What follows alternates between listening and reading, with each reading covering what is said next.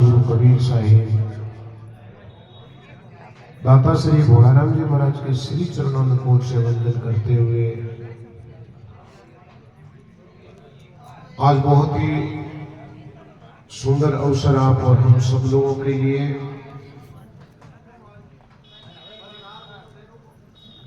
कि सतगुरु कबीर आश्रम कार्य खंगार में साध्वी नैनीबाई जी के परम पुरुषार्थ से इनके माता पिता की पुण्यतिथि के पावन प्रसंग पर प्रतिवर्ष आज ही के दिन संत महापुरुषों के दिव्य वाणी के द्वारा सत्संग का बड़ा ही सुंदर आयोजन करते आए हैं और आज भी बड़े ही हर्षोल्लास के साथ संत महापुरुषों के दिव्य वाणी के द्वारा अपने पूज्य माता जी पूज्य पिताजी को श्रद्धांजलि अर्पित करते हैं। इस कड़ी में हम सब लोगों के मध्य सतगुरु कबीर आश्रम गोपालगढ़ के परम श्रद्धेय परम पूज्य महंत श्री मोहम्मदास जी साहिब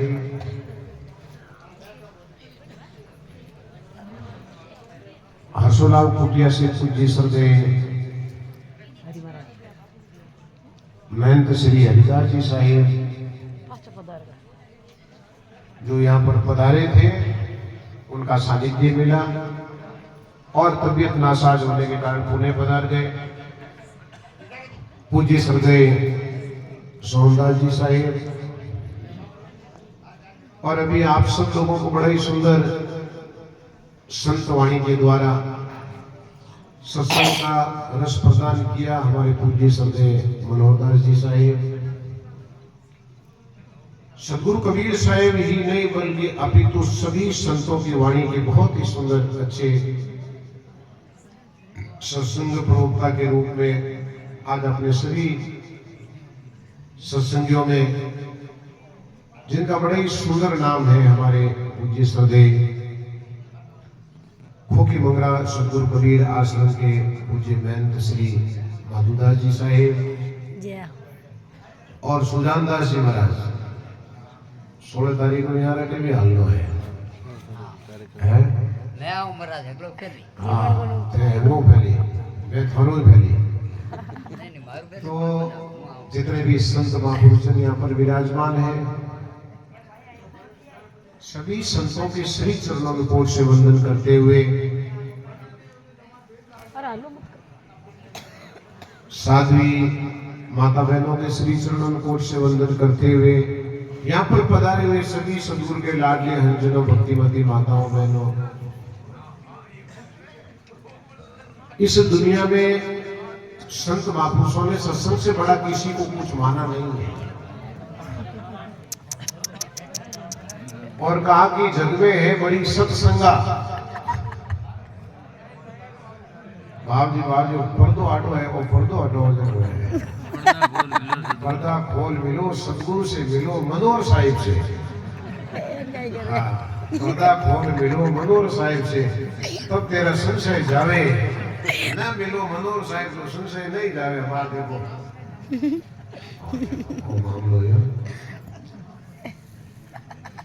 तो संतन ने बड़ी सुंदर बात बताई है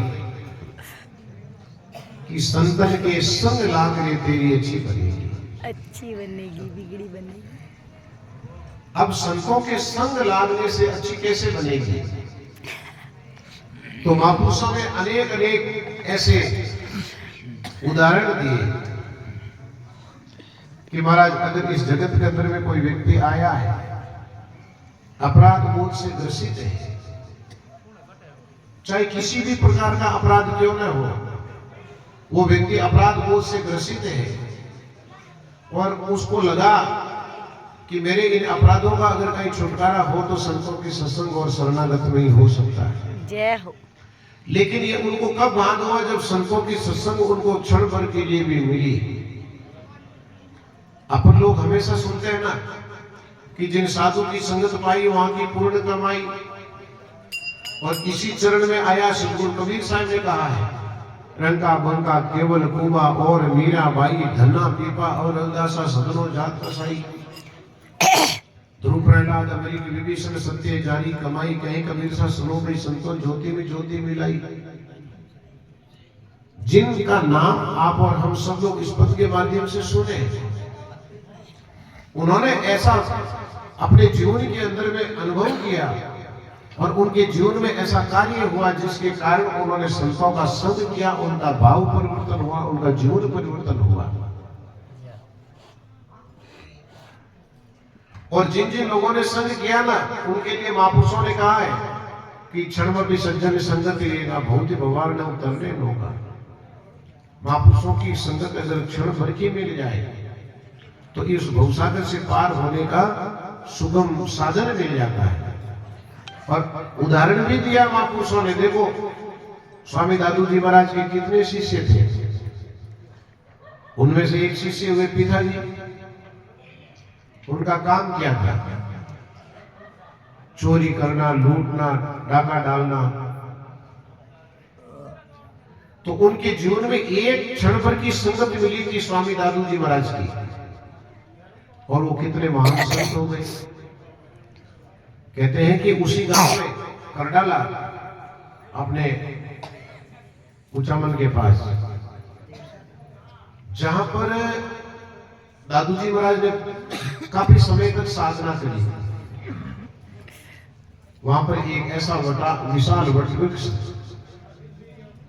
उस वृक्ष के नीचे बैठ करके स्वामी दादू दयाल जी महाराज साधनारत थे।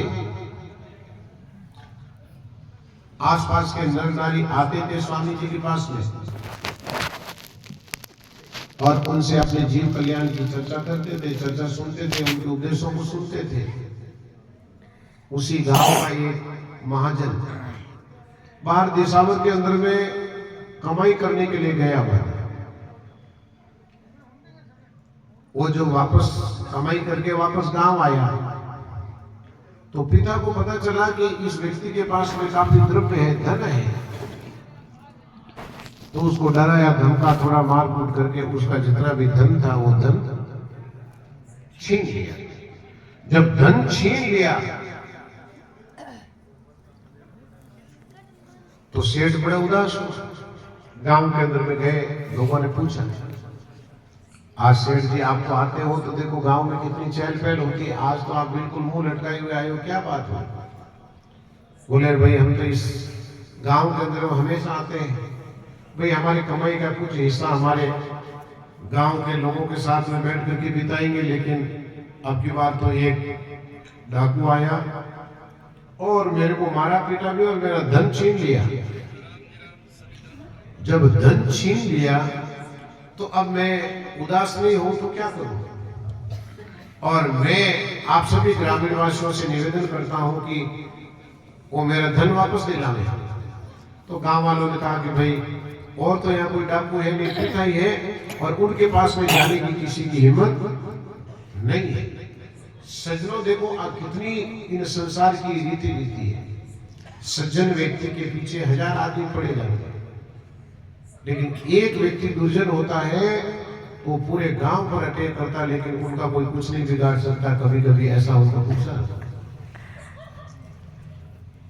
अब गांव वालों ने कहा कि भाई हम लोग तो कुछ नहीं कर सकते, तो बोले कोई उपाय? तो बोले और तो कुछ नहीं है, लेकिन यहाँ पर करडाला पर स्वामी दादू दयाल जी महाराज यहाँ पर भजन साधना कर रहे हैं। आप उनके चरणों में जाकर के निवेदन करो, विनती करो, तो उन महापुरुषों की अगर कृपा हो जाए तो तेरा काम बन जाए, बाकी हम लोगों के बस का सौदा नहीं। रात्रि का पूरा वक्त बीत गया, सुबह का समय हुआ तो सेठ जी दादू जी महाराज के पास में गए और शिष्य लोग भी साथ में थे। जाकर के दंडवत प्रणाम किया और महाराज जी को अपनी पूरी दुख भरी बात बताई कि महाराज मेरे साथ में ऐसा ऐसा काम हो गया। तब दादू जी महाराज ने कहा कि भाई मैं तो साधु हूं, मेरे पास तो इतना धन भी नहीं कि मैं तेरे को धन दे दूं। अब मेरे से आप क्या चाहते हो? बोले कि आप तो ऐसी कृपा करो कि मेरा उनसे मेरा धन वापस लौटा दो। बहुत मैंने मेहनत से कमाया है और घर में बहुत काम है, परिवार में काम है, और ये मेरे को धन वापस दिलवा दे। तो काफी लोग बैठे थे, पूछे भाई वो कौन व्यक्ति हो सकता है? बोले कि पिता नाम का डाकू है, उन्होंने ऐसा काम किया है। पिता कभी दादूजी महाराज से मिले नहीं थे, कभी नहीं मिले। लेकिन दादूजी महाराज जी, देखो संत क्या होता है, संत हृदय नवनीत समाना, संतों का हृदय बड़ा कोमल होता है, बड़े दयालु, इसलिए संतों को दयाल कहा है, बड़े दयालु संत। दादूजी महाराज ने कहा कि जाओ भाई पिता को बुला के लाओ। अब बताओ कि शेर के गले में कौन घंटी बांधने जाए भाई? अब वहां पर लोग बैठे, बोले कि भाई कौन जाएगा, एक दूसरे की तरफ देखे। तो दादूजी महाराज के श्रीमुख से निकला, आप लोग 2 आदमी जाओ और उनको मेरा नाम लेना और उनको बोलना कि दादूजी महाराज ने बुलाया। तो देखो संतों की वाणी में कितनी ताकत थी। जहां लोग डर रहे थे उनमें उत्साह हो गया, उनमें एक ऐसा भाव आ गया कि हाँ हम उस व्यक्ति के पास में हम जा सकते हैं। खाली एक वचन मात्र से वो लोग गए वहां जाकर के पिता को बोले, भाई पिता तेरे को दादूजी महाराज ने बुलाया है। पिता ने कहा कि कौन है दादूजी? बोले संत है, अपने करडाला के पाल पर जो है भजन कर रहे, उन्होंने आपको बुलाया है। उन्होंने एकाएक मन में विचार किया कि ये संतों का काम मेरे बीच में कहां गया? मेरा तो ऐसा काम ही नहीं है, मेरा काम लूटना, पाटना, हत्या करना, ये काम है मेरा, लेकिन मेरे को ऐसे संत क्यों बुला रहे हैं? लेकिन दादूजी महाराज की ये तपस्या का ही परिणाम था कि वो व्यक्ति मना नहीं कर पाया और दादूजी महाराज के सन्मुख हो गया। वहां जाकर के दादूजी महाराज के सामने गया, कभी उन्होंने संतों के सामने प्रणाम किया नहीं, कभी नमस्कार किया नहीं, और जाकर के खेत में अड़वा खड़ा होता ऐसे जाकर खड़ा हो गया, बोलो महाराज भाई को, अरे भाई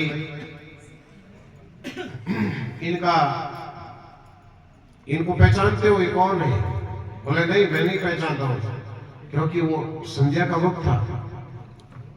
लेकिन सेठ जो है वो डरे हुए थे, उनको पहचान लिया कि हाँ यही व्यक्ति था, स्वरूप से ऐसा ही था। बोले कि महाराज यही था, यही आदमी। तो बोले कि ये रात में तुमने किसी का धन हड़पा? कि हाँ महाराज, वो यही सेठ है। और दादूजी महाराज ने कुछ नहीं कहा, सिर्फ आदेशात्मक बात करी कि जाओ इनका धन वापस लौटा। और पिता गया और जो धन था वो ला करके, क्योंकि एक रात भर निकली थी, वो ले जाकर के धन जो है वापस दे दिया। वापस दे दिया तो दादूजी महाराज त्रिकालदर्शी संत थे, उन्होंने विचार किया कि है तो कोई भक्त आत्मा, लेकिन प्रारब्ध के कारण इनको ऐसा जीवन मिला है, लेकिन अब इसका घट उजागर होने का समय आ गया है। तो दादूजी महाराज ने उनसे पूछा कि भाई तुम ये चोरी क्यों करते हो, क्यों लूटपाट करते हो? बोले हमारे पास में और कोई दूसरा काम नहीं है। तो काम नहीं है तो तेरे को पता है कितने लोगों को दुख होता, तकलीफ होती है, ये लोग बड़ी मेहनत से कमाते हैं और तुम लूट करके तुम भी तो मेहनत कर सकते हो। तो बोले कि महाराज अब की बार तो मैं मेरी शौक मौज के लिए नहीं, लेकिन अब की बार मैं कार्तिक महीना में रासलीला के लिए ये मैंने धन हड़पा है कि इस धन से मैं रासलीला करूंगा। तो दादूजी महाराज ने कहा कि इन बाहर की रासलीलाओं से क्या करोगे, भीतर की रासलीला देखो। बोले महाराज वो मैं कैसे देखूंगा? दादूजी महाराज ने सिर पर हाथ रख दिया, मस्तक मेरे कर धरिया देखा अगम आघात। जैसे ही मस्तक पर हाथ रखा और पिता की उनकी पिता की समाधि लगी। जब समाधि लगी, समाधि के अंदर में उन्होंने असली रासलीला को देखा, तुंदरा खुली और दादूजी महाराज से कहा कि महाराज ये हमेशा कैसे दिखेगी? तो बोले उनके लिए विकारों का त्याग करना पड़ेगा। जो व्यक्ति विकारों का त्याग करेगा, सद्गुरु की शरण लेगा और निरंतर भजन साधन करेगा, उस व्यक्ति को इसका लाभ मिलेगा। उस दिन जो है पिता ने अपने मन में विचार किया कि देखो हमने तो लगभग इस चीज का परित्याग कर ही दिया है। हमारे बीच में देवरी धाम से पूज्य बाबू जी महाराज बता रहे हैं।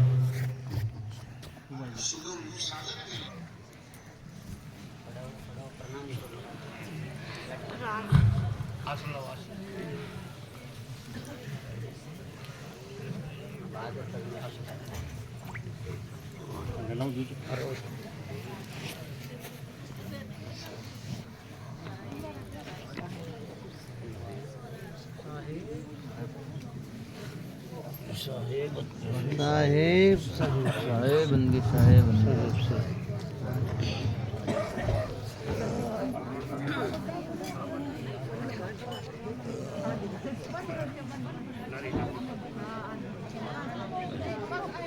बोलिए सदगुरु कबीर साहेब की। विराजो आप सभी लोग विराजो है। साहेब बनगे साहेब।